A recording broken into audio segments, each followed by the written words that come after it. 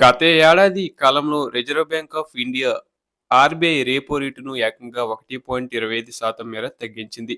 దీంతో బ్యాంకులు సైతం తమ ఫిక్స్డ్ డిపాజిట్లపై వడ్డీ రేట్లను ఆ స్థాయిలోనే కోత పెట్టాయి. దీంతో ఏ బ్యాంకులో డిపాజిట్ చేయాలో తెలియక చాలామంది ఇతర మార్గాల వైపు చూస్తున్నారు. అయితే సీనియర్ సిటిజన్లు సురక్షితమైన పెట్టుబడిగా బ్యాంకు డిపాజిట్లని ఎంచుకుంటారు. దీంతో వారు ఏ బ్యాంకు ఎంచుకోవాలో తేల్చుకోలేకపోతున్నారు.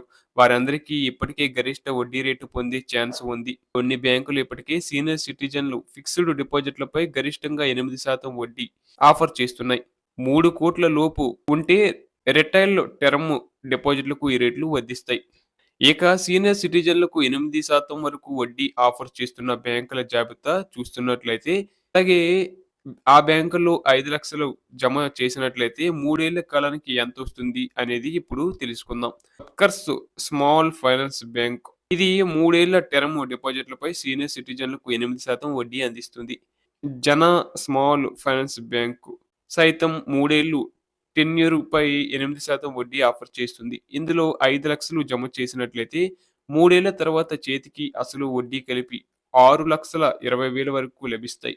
అలాగే Ujjivan small finance bank senior సిటిజన్లకు 3 ఏళ్లు టెన్యూర్ డిపాజిట్లకు 7.7% వడ్డీ ఆఫర్ చేస్తుంది. ఇందులో 5,00,000 జమ చేస్తే 3 ఏళ్ల తర్వాత చేతికి అసలు వడ్డీ కలిపి 6,15,000 వరకు లభిస్తాయి.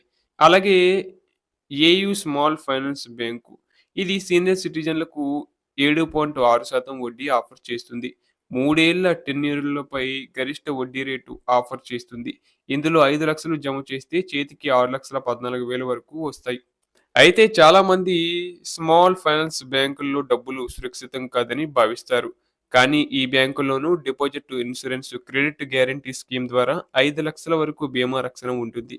బ్యాంకు దివాలా తీసినా ఆర్‌బీఐ నుంచి బీమా సొమ్ము 5,00,000 లభిస్తుంది. కాబట్టి స్మాల్ డిపాజిటర్లు నిశ్చింతంగా ఈ బ్యాంకుల్లో ఫిక్స్డ్ డిపాజిట్ చేయవచ్చు.